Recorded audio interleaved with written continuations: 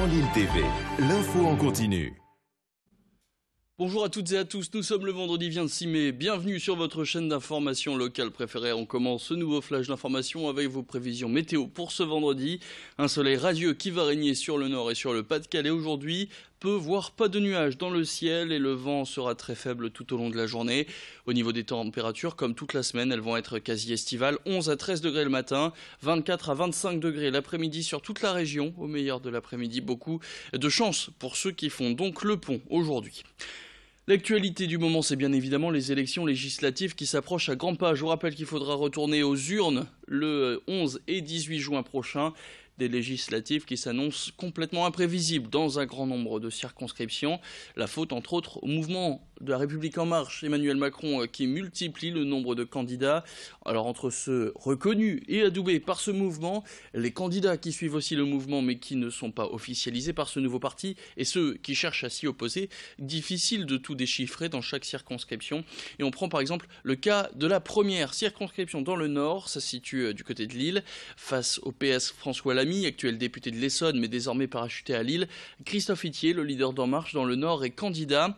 La France Insoumise de Jean-Luc Mélenchon est apparue en tête dans la métropole lilloise devant le PS. Et lors de la conférence de presse la semaine dernière, Martine Aubry a averti la population sur le fait que le vote pour les candidats issus de ce mouvement se solderait par un échec, du fait des alliances proches selon elle entre les élus de droite et les macronistes qui feraient alors barrage au mouvement de Jean-Luc Mélenchon. Seule solution d'après la maire de Lille, le PS qui ne serait pas mort, à en croire ses mots. En tout cas, François Lamy, lui, croit en ses chances, comme vous allez pouvoir l'entendre dans cette interview signée Xavier Silly. Vous savez ce que c'est qu'un parachuté? C'est vrai, c'est ce que fait Jean-Luc Mélenchon.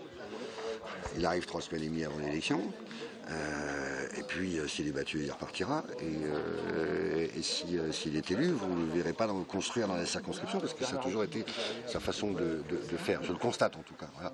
Moi, je suis là depuis 3 ans. J'ai décidé de faire la deuxième partie de ma vie publique ici à Lille, et j'ai pas l'intention de changer, quel que soit le résultat de l'élection. Il n'y a aucune circonscription en France où Benoît Hamon est arrivé devant Jean-Luc Mélenchon à la présidentielle. Voilà. Donc on a un phénomène national. C'est clair que si ici j'étais battu, mais c'est pas l'hypothèse que je favorise. Sans transition, une nouvelle solution économique et écologique pour se déplacer, le covoiturage. Alors vous connaissez sûrement, mais depuis le 15 mai, il existe une nouvelle ligne entre Dunkerque et Lille, une route très empruntée par les voitures sur l'A25. 82 000 personnes prennent cet axe chaque jour, ce qui cause de nombreux bouchons et ralentissements. Une nouvelle ligne donc qui a été développée par Pop & Vroom, une filiale de la SNCF qui vient donc concurrencer le site plus connu Blablacar. C'est la région des Hauts-de-France qui a contacté la SNCF pour développer cette liaison. C'est la deuxième ligne de ce genre en France après la liaison entre Bourgoin-Jallieu et Lyon. Alors ça fonctionne comme une ligne de bus et un fil Twitter avec l'application en temps réel. Pour les étapes les plus utilisées sont Dunkerque, Petite-Sainte, Stanford, Hasbrook, Bailleul, Nieppe, Port-de-Lille, le CHR ou encore Grand Palais. Des prix attractifs, une récompense pour les conducteurs, bref, que des avantages. On a des retours très positifs puisque du coup on a beaucoup d'inscrits sur cette ligne-là. Il faut s'inscrire sur une application. C'est une application qui est gratuite et qui est disponible sur iOS et Android. Voilà, c'est sans frais et on est soit conducteur, soit passager. Donc en tant que conducteur, on va proposer forcément des places dans son véhicule pour intégrer des passagers sur ce tronçon Dunkerque-Lille. Si on est passager, on peut covoiturer et partager donc un beau moment au lieu d'être tout seul dans des embouteillages pour des tarifs vraiment minimes puisque c'est de l'ordre de 2 €. Donc là, c'est vrai que c'est un démarrage assez fulgurant. On a des chiffres qui sont exponentiels et qui sont même plus élevés que la première expérience sur la ligne de Lyon. Et puis sans transition, pour les retardataires ou les têtes en l'air, sachez que la fête des mères c'est ce dimanche. Et si vous n'avez pas encore fait votre cadeau, si vous cherchez des idées, on vous propose de découvrir le commerce Safran Boutique. Il est basé à Coudekerque-Branche, près de Dunkerque, un commerce indépendant qui propose des cadeaux originaux. Charlotte, la gérante, a séduit une clientèle à la recherche de produits ethniques et artisanaux qui viennent par exemple de Bali, d'Inde ou d'Indonésie. Des bijoux, des cosmétiques, des meubles et autres objets de décoration. Des cadeaux plutôt originaux, presque comme des cadeaux de retour de voyage, le prix du billet d'avion en moins. Alors si vous êtes intéressé, rendez-vous au cœur du quartier Sainte-Germaine à Coudekerque-Branche. Je vous propose d'ailleurs d'écouter Charlotte Guillier, la gérante, au micro Grand Littoral TV de Jean-Baptiste Guilbert.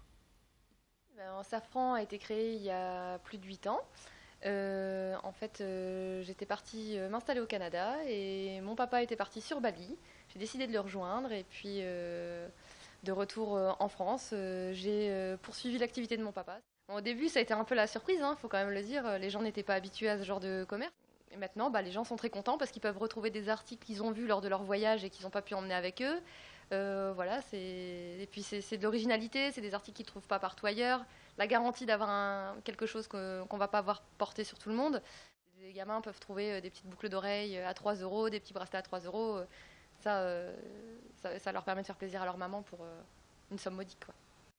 Et puis voilà une des idées sorties pour votre fin de semaine. L'un des musées les plus célèbres des Hauts-de-France, consacré à la Seconde Guerre mondiale, fête son 20e anniversaire cette année. En 2017, la Coupole Delfaux a donc 20 ans.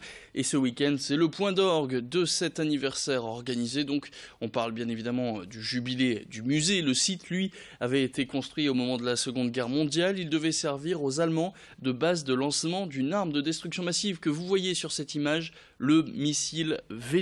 Il devait être pointé notamment sur l'Angleterre. Alors rendez-vous dès ce vendredi à la Coupole Delfaux où toute l'équipe vous attend. L'énoncé des festivités par le directeur du site au micro de Clotilde Leguévac et de Xavier Silly.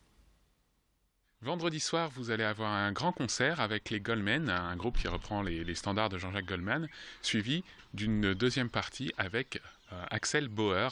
Axel Bauer qui est le fils de Frank Bauer. Frank Bauer qui était un animateur de Radio Londres. Les Français parlent au français, c'est Frank Bauer. Donc Axel, on le connaît pour ses chansons comme Cargo de nuit ou À ma place qu'il chantait en duo avec Zazie. Alors on vise tous les publics de 7 à 77 ans, j'ai envie de dire. La Coupole se veut être un lieu ouvert à tous, un lieu qui va à la rencontre de tous les publics, un lieu de culture populaire. Et c'est la fin de ce flash. Merci à tous de l'avoir suivi. Tout de suite, vous avez rendez-vous avec vos prévisions météorologiques. Et le prochain flash sera assuré par Adrien Lanois. Très bonne journée à tous.